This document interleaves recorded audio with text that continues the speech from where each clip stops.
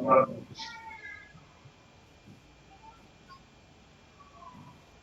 मुस्लिम राष्ट्रीय मंच के सभी पदाधिकारी कार्यकर्ता गण, पुस्तक के लेखक राजा साहब, उपस्थित सभी विद्वज्जन, माता भगिनी,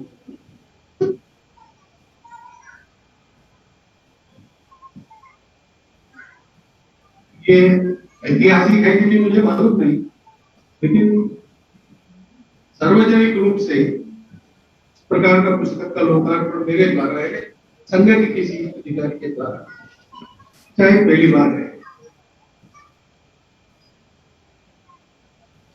और अटकलें इसकी बहुत लगती है, लग रही है, ऐसा पता नहीं। इसलिए मैं भाषण के प्रारंभ में ही उन सबको शांत कर देना चाहता हूं। ये कोई इमेज मेक ओवर का एक्सरसाइज नहीं। पहली बात, संघ क्या है 90 वर्षों से पता है, वही संघ है। और संघ को इमेज की कभी परवाह नहीं, क्योंकि हमको बाकी कुछ करना नहीं है, सबको जोड़ना है, अच्छा काम करना है, तो रूप बदल के जाने की जरूरत हमको नहीं है।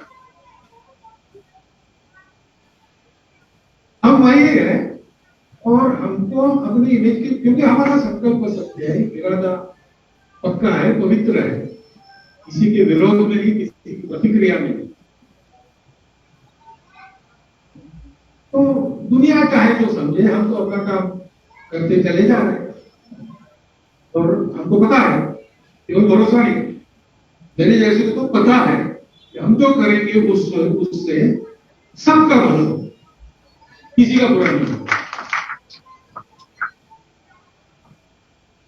इसलिए ये कोई इमेज बदलने का एक्सरसाइज नहीं, ये अगले चुनावों के लिए मुसलमानों के वोट पाने का भी प्रयास नहीं है, क्योंकि हम उस राजनीति में नहीं पड़े।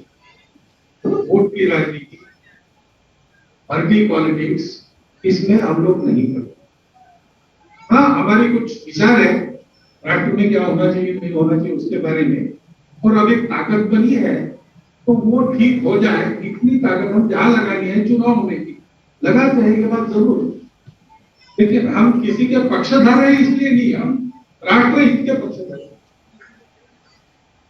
उसके खिलाफ जाने वाली बात कोई भी करे, हम उसका विरोध करें, और उसके पक्ष में जाने वाली बात कोई भी करे, हम उसका समर्थन। हम पार्टी नहीं,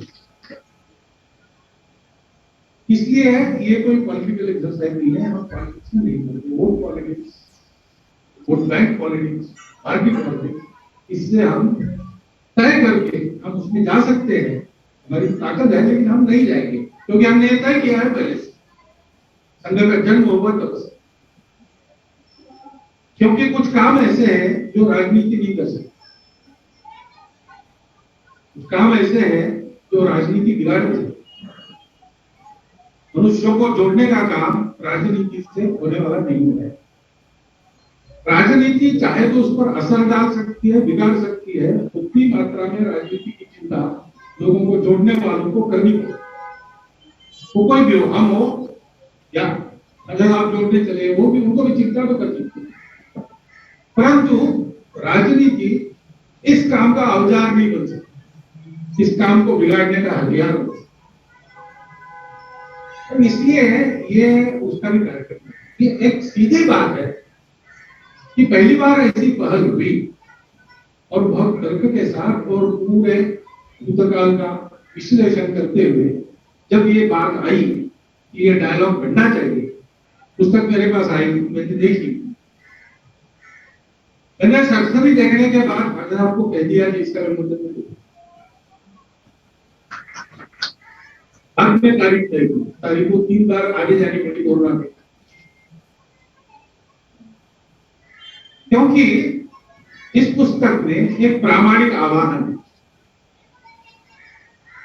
एकता का आह्वान। अजान आपने अभी जो भाषण किया उसमें बहुत सारी बातें आ गई, बिल्कुल साफ साफ आ गई। तो एक दिल से आह्वान है कि भाई हम एक है, हमको एक हुआ है। राष्ट्र की प्रगति समाज के, संगठित समाज के अस्तित्व के बिना नहीं, संगठित समाज है आपस में आत्मीयता से जुड़ा हुआ समाज। संगठन यानी कोई एक रचना नहीं, उस रचना के पीछे जो भाव है वो अपनेपन का हो।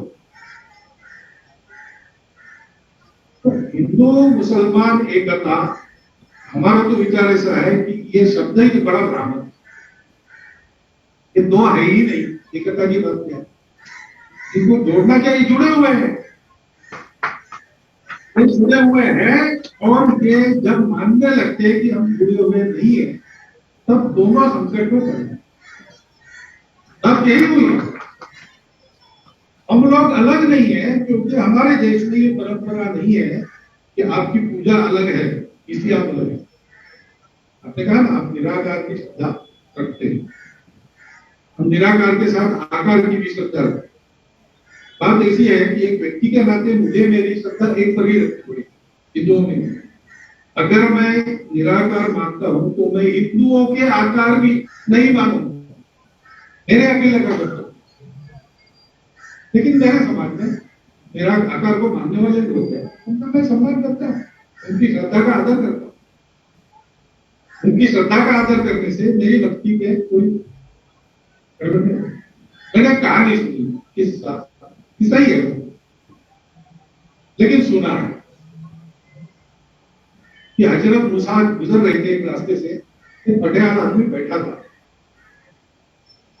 और वो कहता था, भगवान मैं तुमको बुलाने से डरता हूं, क्योंकि तुम आओगे उतने दूर से जन्नत से चलकर, तो तुम्हारे पैर दबाने के लिए हाथ तो है, लगाने के लिए पैर मेरे पास नहीं। ऐसी बहुत सी बातें होती हैं। तो हजरत मूसा गुस्सा हो गए, तुम्हें निराकार की, मैंने कहा तुम पागल हो गए, तो भगवान ऐसे थोड़ी आता है, कुछ भी अपना मन से और उस सारे इसको तुम कलंकित कर रहे हो, पागल जैसी बातें कर रहे हो, चुप बैठो। तो उनके दिल में भगवान की आवाज सुनते हुए, और उसने कहा कि उसको जो कह रहा है तुम्हारा नहीं है, तुम समझते हो ना, वो अपनी समझ से कह रहा है, उसका दिल दुखा के तुम मेरी अस्थि को कलंकित कर, इस अर्थ की कहानी भारत में ये मानते हैं, हम करते आए हैं। इतने देवी देवता है, तो इतने आ रहे नए, पुराने विस्मृत होते चले जाते, तब वो रुद्र और इंद्र इतने नहीं होते, नए आ, ठीक है, जाकी रहे भावना जैसी, प्रभु बोलो तीन देवी देखी कैसी, इसमें झगड़ा करने की बात कौन सी है भाई। हम लोग एक है और हमारी एकता का आधार है, पहली बात है हमारी मातृभूमि, केवल हम इस पर रहते हैं, इस पर जन्मे इसलिए नहीं, ये मातृभूमि हमको हमारा ये स्वभाव नहीं, भले जो शीतल ये रही है परंपरा, और इसलिए यहां कभी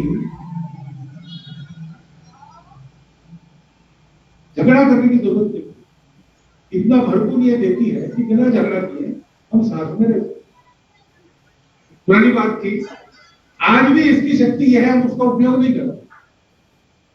आज की हमारी पूरी जनसंख्या को ये भूमि आराम से पाल सकती है, भविष्य में खतरा है, उसको समझ के ठीक करना पड़ेगा, लेकिन अभी भी स्थिति यह है कि ये भूमि है, और इसलिए हमको बाहर जाना नहीं पड़ा। और इसका भूगोल ऐसा है कि पुराने जमाने में बाहर से किसी का आना मुश्किल है, और आ गए कोई तो आओ भाई रह जाओ, ऐसा हमको रहना पड़ा। तो हमको ये कभी कल्पना नहीं है कि कोई दूसरा है, हमसे अलग है, भाषा को भी पहले से अलग है। अथर्व में उसमें रुचा है, जन्म विभ्रति बहुधा विभाग नाना धर्माना प्रतिबिंबित, अनेक भाषाओं के बोलने वाले, अनेक धर्मों के मानने वाले, कोई आज की भाषा नहीं है हमारी।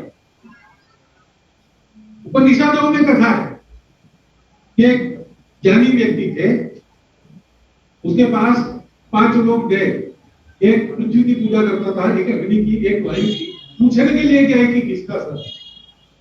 तो उसने पूछा आप किसकी पूजा करते हो? अग्नि। हाँ, इसीलिए तुम्हारा सब कुछ ठीक चल रहा है, तुम्हारा कल्याण है, तुम्हारे घर में समृद्धि है। दूसरे को पूछा तो वायु।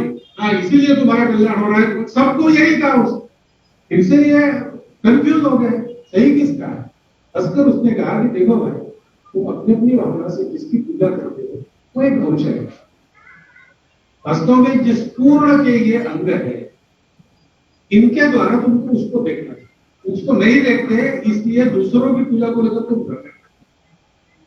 ये हमारा देश है, ये हमारी परंपरा है, ये हमारी तहजीब है, और ये हमारे मातृभूमि के कारण भी है। वो पहला आधार है, और ये परंपरा दूसरा आधार है,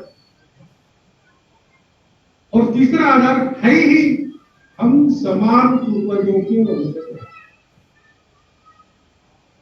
ये विज्ञान से भी सिद्ध हो चुका है। 40,000 साल पूर्व से हम भारत के सब लोगों का डीएनए, सब लोगों का डीएनए समान है।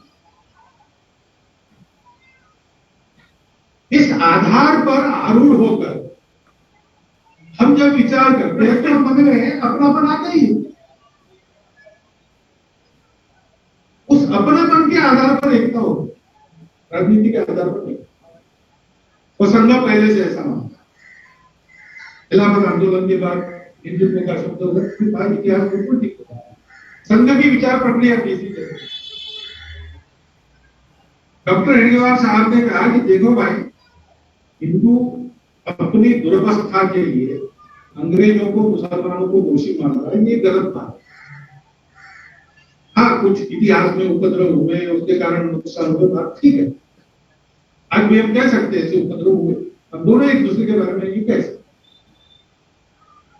लेकिन डॉक्टर हेडगेवार ने कहा कि तुम अपने देश में थे, तुम अपने देश के मालिक थे, तुम्हारी संख्या इतनी है, तुम्हारे पास इतनी उच्च विचार है, फिर भी अपने घर में तुम्हारी हालत ये हुई, तुम दूसरों को कैसे दोष लगा सकते?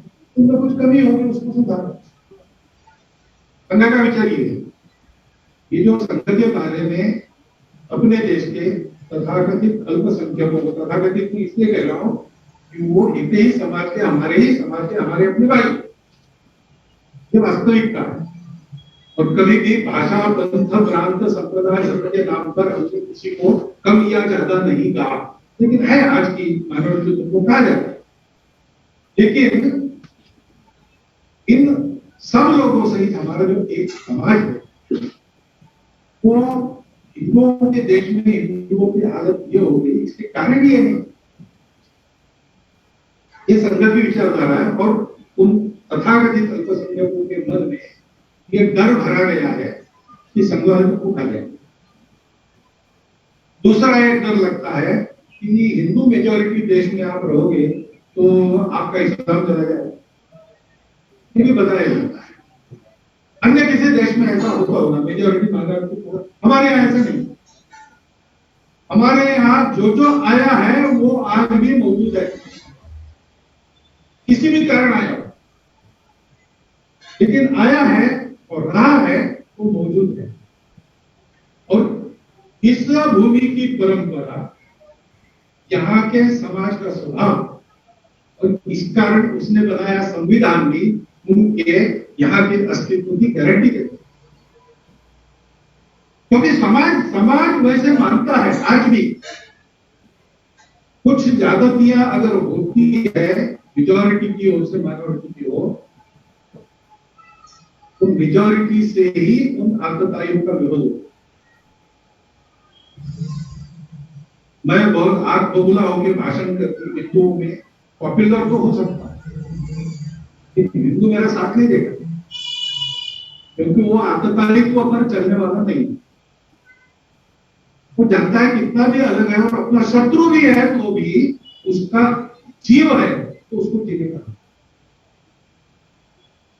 तो लड़ाई भी होती है, और लड़ाई में हारने के बाद वो माफ करो कहता है तो उसको शरण देना है, ये परंपरा है। और इसलिए ये डर छोड़कर, दिल्ली के भाषण में भी कहा, वहां मैंने कहा कि अगर हिंदू कहते कि यहाँ एक भी मुसलमान नहीं रहना चाहिए तो हिंदू हिंदू नहीं रहे, इसीलिए कहा। और ये मैंने संघ में पहली बार नहीं कहा। तो डॉक्टर साहब के समय से हमारी विचारधारा है, हर बात को बोलने का वक्त होता है, तो उन्होंने दूसरों शब्दों में कहा, गुरु जी ने और शब्दों में कहा, बड़ा सा चलते आया है। और संघ छोटा था तो उसकी बात सुनी नहीं गई, आज संघ इतना बड़ा है कि संघ के शीर्ष पर मुझे रखा गया है, इसलिए मैं बोलता हूँ तो सारी दुनिया सुनती। ये विचार मेरा नहीं है, ये विचार संघ की विचारधारा का अंग है, क्योंकि हिंदुस्तान एक राष्ट्र है, हम सब लोग हैं, सबके अलग अलग इतिहास भी होंगे, पृष्ठभूमि भी होंगे, लेकिन पूर्वज सबके समान। स्वार्थ अलग अलग होंगे लेकिन समाज एक। स्वार्थों पर एकता होती नहीं, सौदे पर एकता होती है। एकता, इस एकत्व के आधार को अपने मंदिर में पक्का विकास हो। इश्यूज है उस पर मत आपके अलग अलग हो सकते। प्रजातंत्र में व्यवस्था है, उनकी अभिव्यक्ति कर सकते हैं, उनके लिए संघर्ष कर सकते हैं, विजय पा सकते हैं, कोर्ट में जा सकते, सब कर सकते। लेकिन एकाधे मामले में आपका मेरा मत अलग है, वो परस्पर विरोधी है, इसलिए हमारा समाज ही बदल रहा है, एक ही समाज के है। इस बात को पक्का समझ के हमको चल रहे हैं। पहल अनेक बार हुई अपने देश के इतिहास में।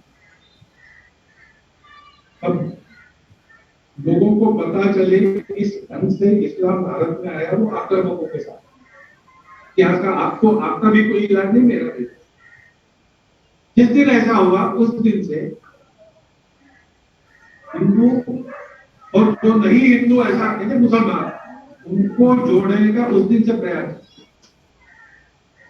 अब गुरु नानक देव जी की वाणी देखिए, उसमें कितनी बातें ऐसी हैं, हर संत की है।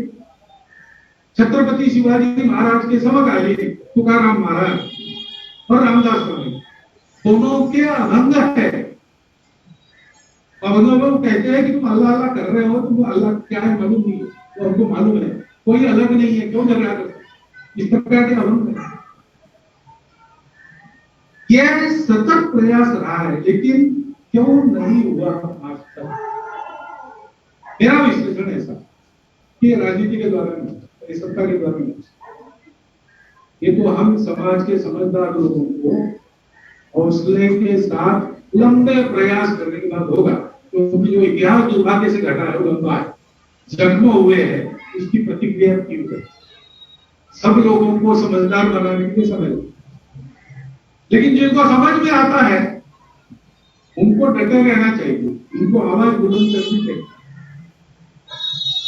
इसके खिलाफ अगर इस एकता को बाधा लाने वाली, देश की एक को बाधा लाने वाली बातें होती है, तो हिंदू के विरुद्ध हिंदू खड़ा होता है। लेकिन ऐसा हमको पता नहीं, मैं इतना कहते कि ऐसी कोई बात हो गई तो मुस्लिम समाज का समझदार नेतृत्व ऐसे आतंकवादी कृत्यों का निषेध कर रहा है, करता होगा अंदर, मुझे पता, बाहर नहीं आता। यह भी एक मच्छर का खेल, जैसे आपको संघ के बारे में और ये जो बताया गया, आप आएंगे अंदर तो आपको दिखेगा। वैसा हो सकता है कि हमको भी कई बातें जो पता चलती है वो गलत हो, लेकिन दिखता तो है। तो इसलिए हम समझदार लोगों को डर के बातें करनी चाहिए।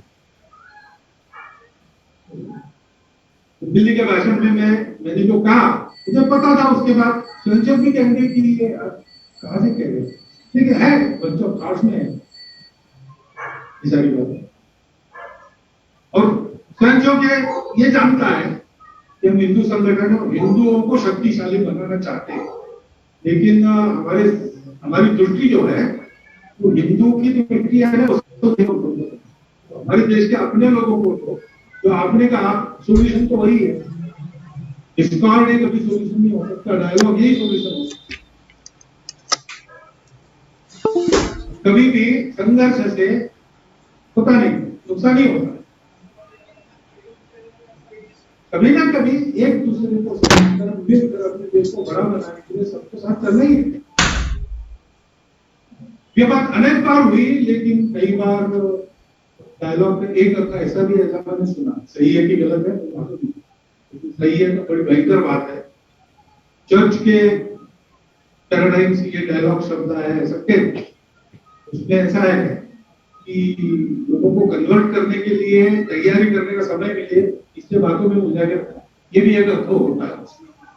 ऐसे भी किसी ने उपयोग किया होगा तो पता, लेकिन डायलॉग करने के पीछे स्वार्थ नहीं होगी, हमको कुछ पाना नहीं, हमको कुछ पाना नहीं। ये देश अपना है, ये समाज अपना है, उसके भलाई के लिए करना आवश्यक है। कोई माने ना माने, हमको करना है। हमारा क्या होगा हमको परवाह नहीं, हमारा कुछ भी हो जाए, हमारे समाज का तो भलाई हो। इस ढंग से खड़ा रहना पड़ेगा। एकता की आधार भूमि अपनी मातृभूमि, अपनी ये परंपरा संस्कृति और हमारे समान पूर्वज, उनका गौरव। बाकी हमारे यहाँ सब स्वतंत्रता है, कुछ नहीं बदलना पड़ता। सब मत पंथा हमारे यहाँ रामकृष्ण परमहंस जैसे संत,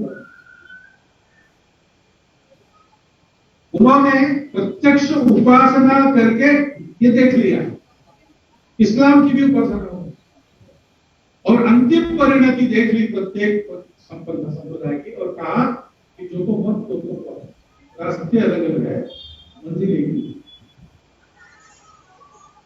ये सत्य है, यानी ये हमारे देश का विचार है, हमारी परंपरा है, हमारा सौभाग्य है।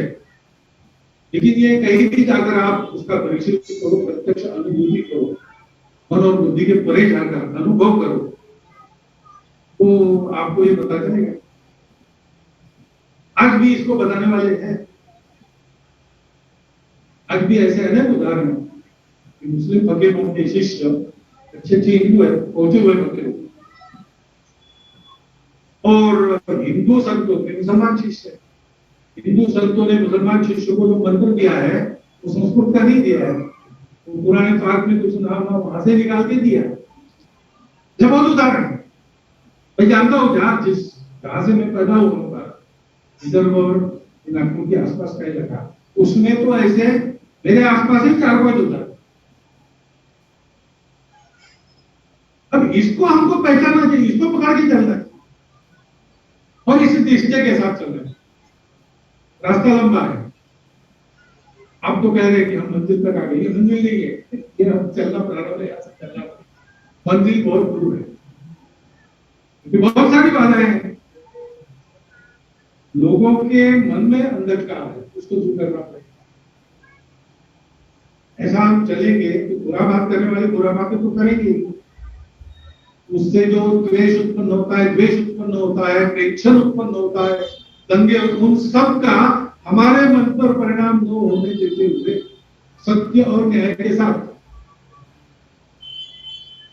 हमको आगे बढ़ना पड़ेगा।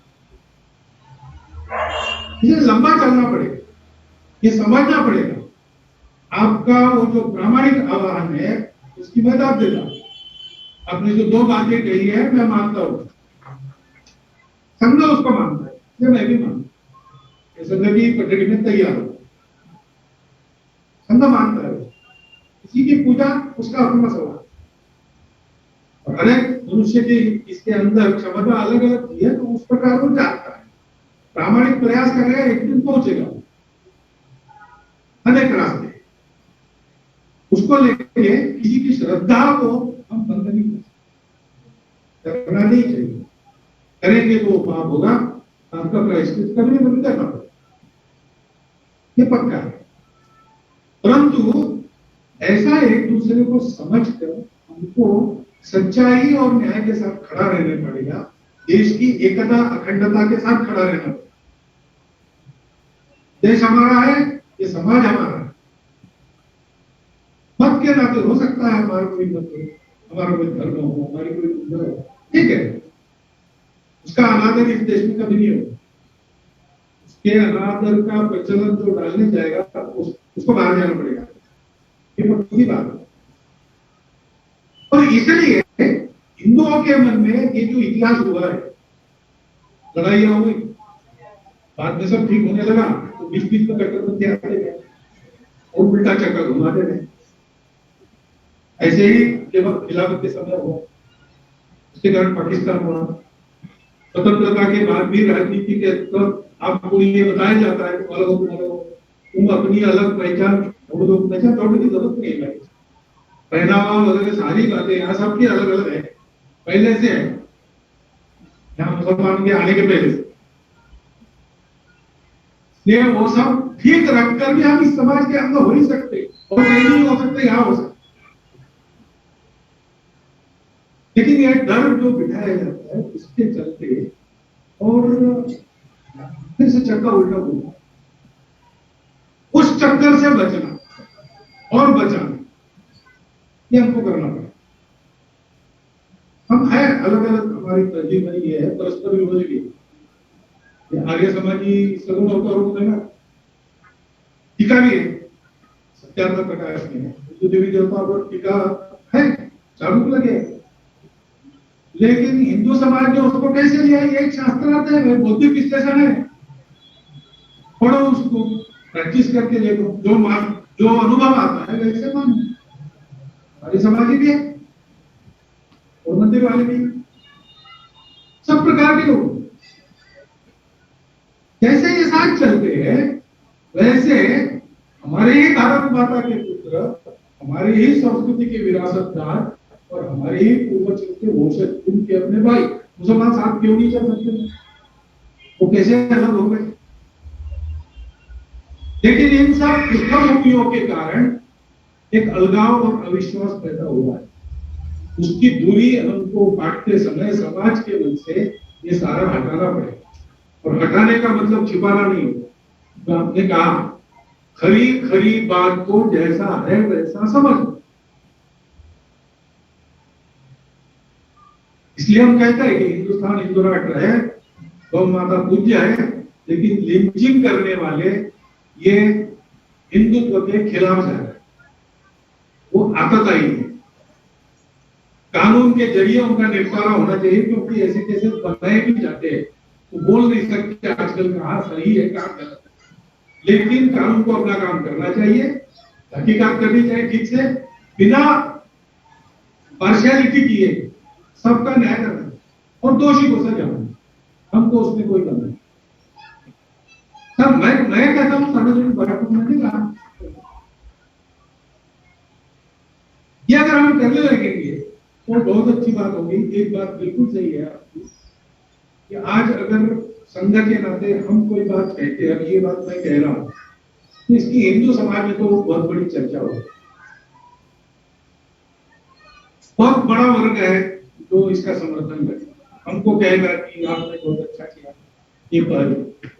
ऐसा भी वर्ग है जो खराब नहीं है, अच्छे इंसान है, लेकिन वो कहेंगे कि बस आप भी भोले बन गए, जरूर कहेगा, क्योंकि ठोकने लगे कहेंगे कि अरे ऐसा कभी हुआ था क्या, ये ऐसे ऐसा मामला नहीं है, आप लोग नहीं समझते, ऐसे भी हो चलेगा, ये शास्त्रार्थ चलेगा। लेकिन एक बात है कि हिंदू समाज की भावना संदर्भ स्थिति, क्योंकि नीचे तक हमारे स्वयं समाज क्या सोचता है क्या नहीं हमारे पास आता है, हम उसके अनुसार बताएंगे, उसके अनुसार मैं बता रहा। हिंदू समाज अपने परंपरा प्रकृति बुद्धि मन के अनुसार चाहता तो है, लेकिन करने की हिम्मत उसकी इसलिए नहीं होती कि ये सब बीच में। उसकी हिम्मत बढ़ाने के लिए उसका आत्मविश्वास, उसका आत्म सामर्थ्य बढ़ाने का काम संघ करता है। संघ हिंदू संगठन करता है, इसका मतलब बाकी लोगों को पीटने के लिए नहीं है। संघ हिंदू समाज का आत्मविश्वास बने। एक ने पूछा कि आप क्या करने जा रहे हैं, तो क्या होगा इससे? इससे तो हिंदू के ऊपर होगा, कमाल है। एक माइनॉरिटी समाज है मुसलमान नाम का, मैं इस पुस्तक का उद्घाटन कर रहा हूं, उसमें कोई डरता नहीं क्या होगा, और तुम मेजॉरिटी समाज के होकर डरते हो क्या होगा। अब ये आप ऐसा व्यक्ति एकता नहीं कर सकते जो डरता है, डर के मारे एक होना नहीं, ये पक्की बात है। आप भी मत डरो, सत्ता आएगी और रहेगी तो भी आप मत, डर से नहीं होगी एकता, प्रेम से, एकता अपने मन से होगी, एकता निस्वार्थ भाव से।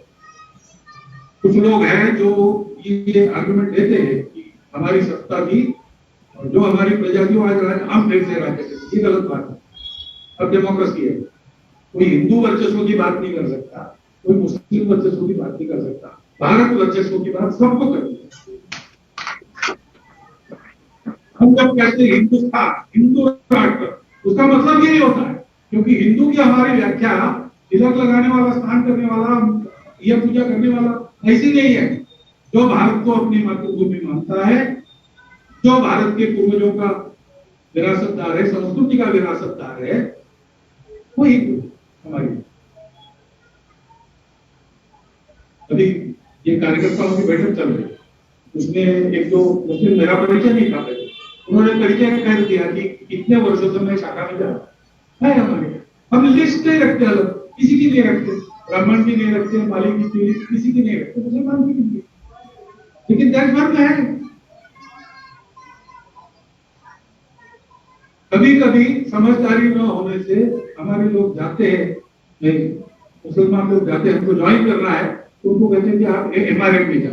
अरे भाई, संघ में ज्वाइन होने के लिए संघ में कोई भी आ सकता है, जो इस पर विश्वास रखता है संघ के लिए ही हो, और जो इस पर विश्वास नहीं रखता, वो किसी का भक्त हो, बड़ी पूजा करता हो, तो वो संघ में जगह नहीं, क्योंकि यह समाज, ये मातृभूमि, ये संस्कृति और ये पूर्वज, ये हिंदुत्व की है। और इसलिए इस आधार पर एक अपनापन बना के समाज को एक करने का पहला प्रयास, ये प्रयास का प्रारंभ आज हुआ है। मैं मानता हूं ये पहल आपसे हुई, हमने बिल्कुल स्वाभाविक रूप से उसका प्रतिसाद किया, क्योंकि इसमें से पाना नहीं, क्योंकि हम भी यही सोच रहे थे कि अब हमारी कुछ हैसियत बन गई संघ में का। हम अगर 50 साल पहले आते तो आप ऐसा देखते कि है कितने हैं, क्या तो हिंदू नहीं बोल संघ वाले हो गए, आज ऐसा नहीं। तो इसलिए हमने भी ये प्रयास शुरू किया। जो बल के नदवी साहब मिले थे, तो उन्होंने देखा कोई खुशी कल्पना करके आए मेरे पास, तो बड़ा अच्छा अलग अनुभव। तो उन्होंने कहा ये आप लोग करेंगे, करेंगे तो करना ही पड़ेगा, हिंदू संगठन होने के बाद क्या है, बाकी जो समाज है वो हमारे लिए हिंदू ही है, वो भी भारत का समाज है, तो बिना उसके भारत का भला ऐसा नहीं हो सकता। 20 करोड़ क्या, भारत का एक आदमी अगर अक्षम है, लंगड़ा है, अभावग्रस्त है, तो राष्ट्र का परम वैभव तब तक नहीं कह सकते जब तक उसकी सारी और ये बातें पूरी नहीं। सर्वे संतुलित, तो उन्होंने कहा बहुत सारे पापड़ बेलने पड़ेंगे, हम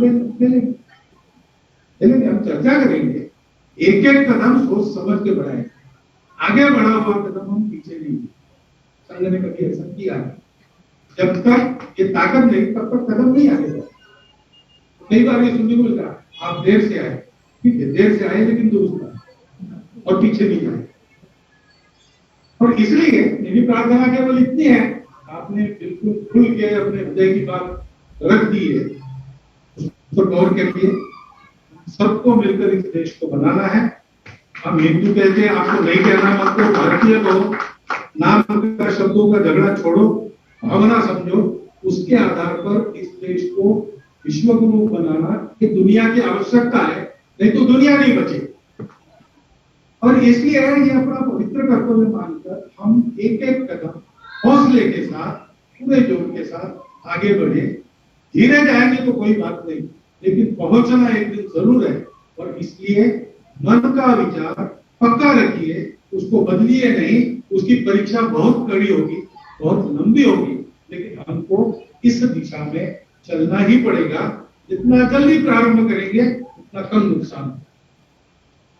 बस जैसा आपने शेर कहा और ये कहा कि वो ठीक नहीं है, फिर भी कहता हूँ हाँ, मैं भी एक मेरे ये जो बात रखी मैंने उसके बारे में, वो ठीक है कि नहीं मुझे मालूम नहीं है।